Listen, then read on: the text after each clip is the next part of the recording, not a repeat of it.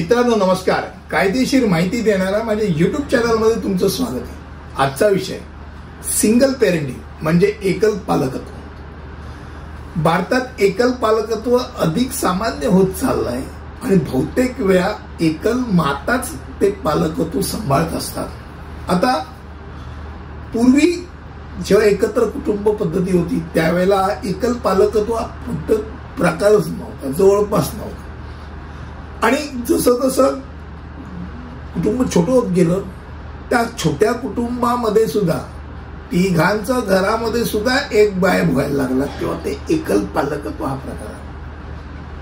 आणि अशी विविध कारणं आहेत की ज्यात घटस्फोट आहे, सोडून दिलंय, बायकोला सोडूनच दिलं, मग ती वेगळी किंवा वेगळं झालेलं आहे, एकमेकांना ज्युडिशियल सेपरेट पटतच नाही.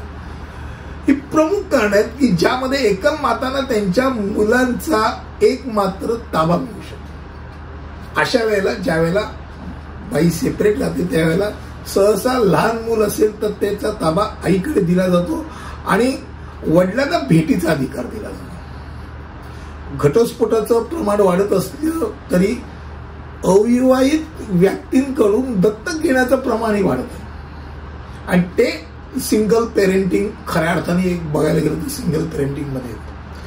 पण बऱ्याच वेळेला आजही एकल पालकांना न्यायाने म्हणा किंवा दयाबुद्धीने म्हणा किंवा नापसंतीने समाज पाहत असतो.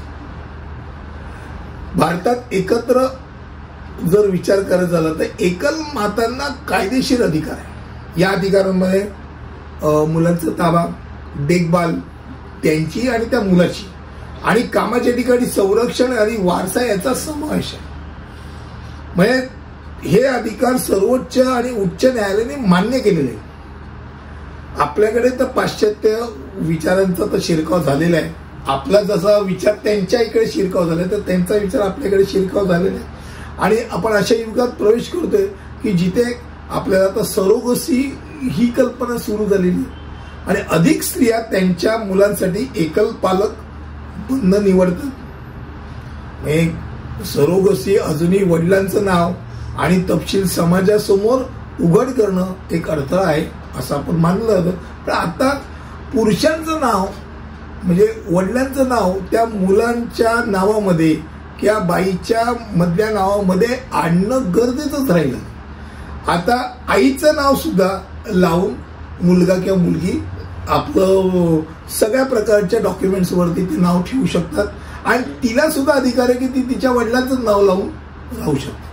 त्यामुळे आता बघायला गेलं तर एकल पालकत्व या संदर्भात खऱ्या अर्थाने गंभीररित्या विचार हळूहळू करायला लोक लागलेले आहेत आणि सिंगल पेरेंटिंग हा एक प्रकार अनेक लाखोंनी आहेत भारतात.